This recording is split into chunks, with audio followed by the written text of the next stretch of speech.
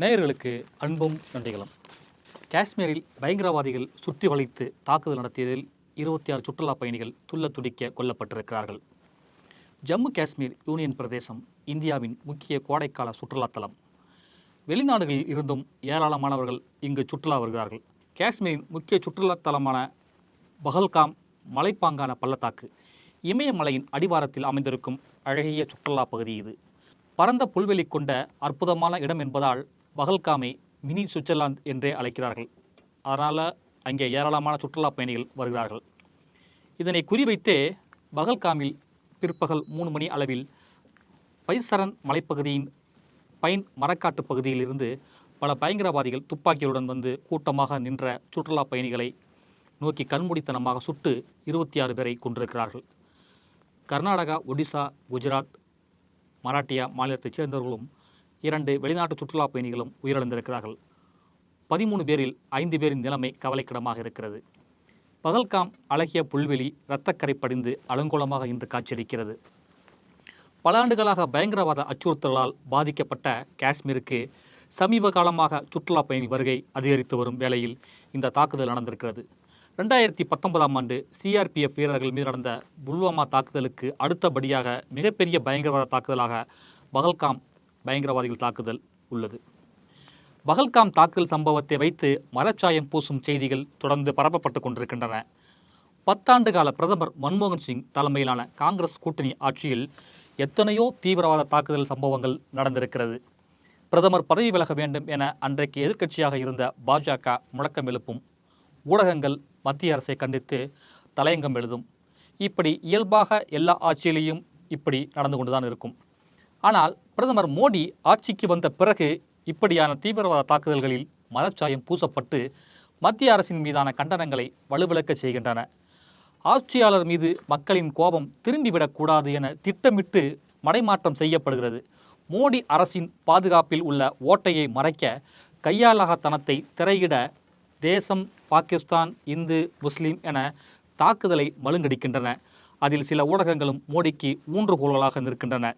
இறந்த உயிர்களை விட மோடி அரசின் மீது கரைப்படிந்து விடக்கூடாது என்பவர்கள் தாக்குதல் நடத்திய தீவிரவாதிகளை விட மோசமானவர்கள். 2024 காஷ்மீர் சட்டமன்ற தேர்தல் பிரச்சாரத்தில் செப்டம்பர் 14ஆம் தேதி ஜம்மு பகுதியில் உள்ள தோடாவில் பிரச்சாரம் செய்த பிரதமர் மோடி, ஜம்மு காஷ்மீரில் பயங்கரவாதம் இறுதி மூச்சு விட்டு கொண்டிருக்கிறது. கடந்த 10 ஆண்டுகளில் இங்கு பெரும் மாற்றம் ஏற்பட்டுள்ளது. காவல்துறை மற்றும் இராணுவத்தை நோக்கி வீசப்பட்ட கற்கள் இப்போது புதிய ஜம்மு காஷ்மீரை கட்டமைக்க பயன்படுத்தப்படுகின்றன. இது என்னால் அல்ல, மக்களால் சாத்தியமானது என்றார் மோடி. மோடியின் பொய் 6 மாதத்தில் அம்பலமாகிவிட்டது. இறுதி மூச்சு விட்டவர்கள் இன்றைக்கு அப்பாவி மக்கள்தான். காஷ்மீர் சட்டமன்ற தேர்தல் பிரச்சாரத்தில் பேசிய பிரதமர் மோடி, பயங்கரவாதத்தில் இருந்து ஜம்மு காஷ்மீரை முழுமையாக விடுவித்து அதை சுற்றுலா பயணிகளின் சொர்க்கமாகவும் சர்வதேச திரைப்பட தளமாகவும் மாற்றுவதே எங்களின் நோக்கம் என்றார். மோடி சொன்னது போல சர்வதேச படப்பிடிப்பு தளமாக அல்ல, சர்வதேச அளவில் பேசப்படும் நிகழ்வாக பஹல்காம் தாக்குதல் சம்பவம் மாறிவிட்டது. இந்த தாக்குதலுக்கு யார் காரணம்?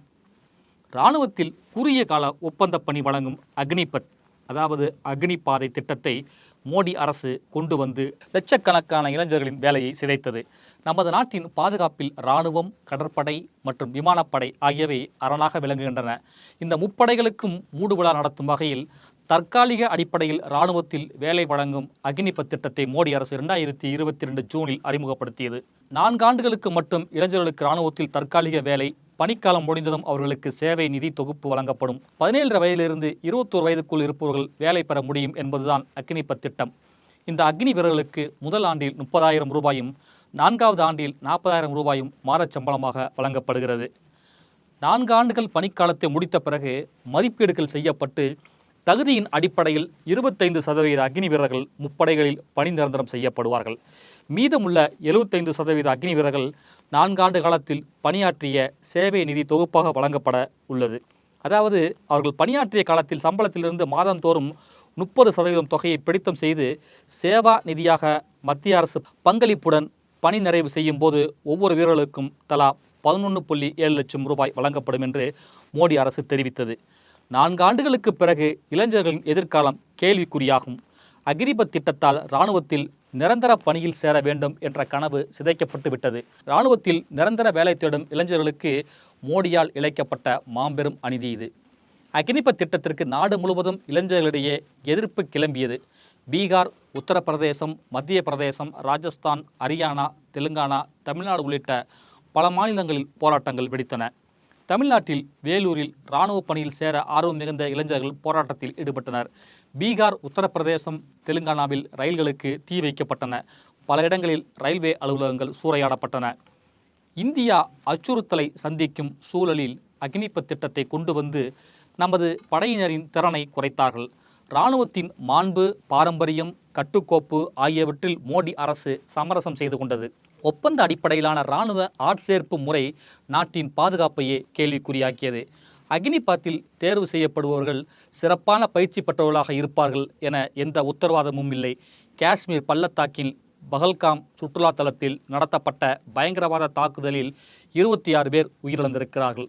ஆயிரக்கணக்கில் சுற்றுலா பயணிகள் குழுமியிருக்கும் இடத்தில் பாதுகாப்புக்கு இராணுவ வீரர்கள் கூட இல்லை என செய்திகள் வருகின்றன. பஹல்காம் படுகொலைக்கு அக்னிபத் திட்டமும் ஒரு வகையில் காரணமாக அமைந்துவிட்டது. 3 வருடங்களாக இராணுவத்துக்கு ஆட்கள் தேர்வே செய்யவில்லை. 1.80 லட்சம் பேர் படையிலிருந்து நீக்கப்பட்டிருக்கின்றனர். பணத்தை சேமிக்கத்தான் ஆட்குறைப்பு என சொன்னார்கள். தாக்குதல் நடந்த இடத்தருகே போதுமான படை வீரர்கள் இல்லை. இராணுவத்தில் ஆட்கள் அதிகம் தேவையில்லை என ஒருவர் நினைத்ததே இதற்கு காரணம்.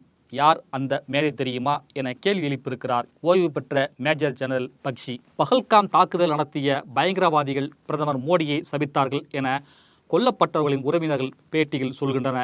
அக்னிபத் திட்டம் கொண்டு வந்தவர்களும் சபிக்கப்பட வேண்டியவர்கள்தான். பஹல்காம் தாக்குதல் சம்பவம் நடப்பதற்கு 2 நாட்களுக்கு முன்புதான் மோடி அரசு மாநில அரசுகளுக்கு கடிதம் ஒன்றை எழுதியது. அது என்ன கடிதம் தெரியுமா? முப்படையில் இருந்து வெளியேறும் அக்னி வீரர்களுக்கு போலீஸில் இடஒதுக்கீடு ஏற்படுத்துங்கள் என மாநில அரசுகளுக்கு உள்துறை அமைச்சகம் கடிதம் எழுதியது. இது அக்னிபத் திட்டத்தின் லட்சணத்தை மோடி அரசே தோலுரித்து காட்டிவிட்டது. அக்னி வீரர்கள் திட்டத்தில் 4 ஆண்டுகள் பணியை நிறைவு செய்து முதல் வீரர்களின் தொகுதி 2026ஆம் ஆண்டில் இருந்து வெளியேற உள்ளது. இராணுவ பயிற்சி பெற்ற இந்த அக்னி வீரர்களுக்கு மாநில அரசுகள் தங்களது போலீஸ் படையில் சேர்ப்பதற்கான இடஒதுக்கீடுகளை அமுல்படுத்துவதற்குரிய வழிமுறைகளை தயாரிக்குமாறு மத்திய உள்துறை அமைச்சர் அமித்ஷா மாநில முதல்வர்களுக்கும் மத்திய உள்துறை செயலாளர் கோவிந்த் மோகன் மாநிலங்களின் தலைமைச் செயலாளர்களுக்கும் கடிதம் எழுதியிருக்கிறார்கள். இந்த கடிதத்தில் உள்ள வாசகம் முக்கியமானது. அக்னிபாதை திட்டத்தின்படி 4 ஆண்டு பணிக்காலத்தை முடித்துவிட்டு முதல் தொகுதியில் உள்ள 75% வீரர்கள் அடுத்த ஆண்டு வெளியே வருவார்கள். இராணுவ பயிற்சி பெற்ற அக்னி வீரர்கள் மாநில போலீஸ் படையில் பணியாற்றுவதற்கு மிகவும் தகுதியானவர்கள். எனவே மாநில போலீஸ் படைக்கான ஆட்சேர்ப்பின் போது முன்னாள் அக்னி வீரர்களுக்கு வேலைவாய்ப்பு மற்றும் இதர சலுகைகளை வழங்கும் வகையிலான இடஒதுக்கீடுகளை ஏற்படுத்த வேண்டும் என அந்த கடிதத்தில் தெரிவித்திருக்கிறார்கள். இப்படி இடஒதுக்கீடு வழங்கப்பட்டால் எல்லா மாநிலங்களிலும் போலீஸ் வேலையில் அக்னி வீரர்கள் இடம்பெறுவார்கள். தமிழ்நாடு போலீஸில் வட இந்திய அக்னி வீரர்கள் அமர்த்தப்படலாம். ஆனால் மாநில உரிமை தமிழர் நலன் பேசும் திமுக அரசு இதனை ஏற்காமல் தடுத்து நிறுத்தலாம். 2019-2022 வரை இராணுவத்தை தேர்வு செய்யப்பட்ட சுமார் 2 லட்சம் இளைஞர்களுக்கு மோடி அரசு 2024 பிப்ரவரி வரை பணி ஆணையை வழங்கவில்லை என ஒரு குற்றச்சாட்டு உள்ளது. இராணுவத்தில் சேர 50 லட்சம் இளைஞர்கள் விண்ணப்பித்தார்கள். ஒரு விண்ணப்ப படிவத்தின் விலை 250 ரூபாய். அந்த இளைஞர்களிடமிருந்து சுமார் 125 கோடி ரூபாய் பிடுங்கப்பட்டது என குற்றச்சாட்டு எழுந்தது. பஹல்காம் தீவிரவாத தாக்குதலில் உயிரிழந்தோர் உடல்களுக்கு மத்திய உள்துறை அமைச்சர் அமித்ஷா மலர் வளையம் வைத்து அஞ்சலி செலுத்தினார். அப்போது அமித்ஷா நடந்து வருவதற்காக சிவப்பு கம்பளம் விரிக்கப்பட்டது. அது சமூக ஊடகங்களில் ட்ரோல் ஆகி வருகிறது.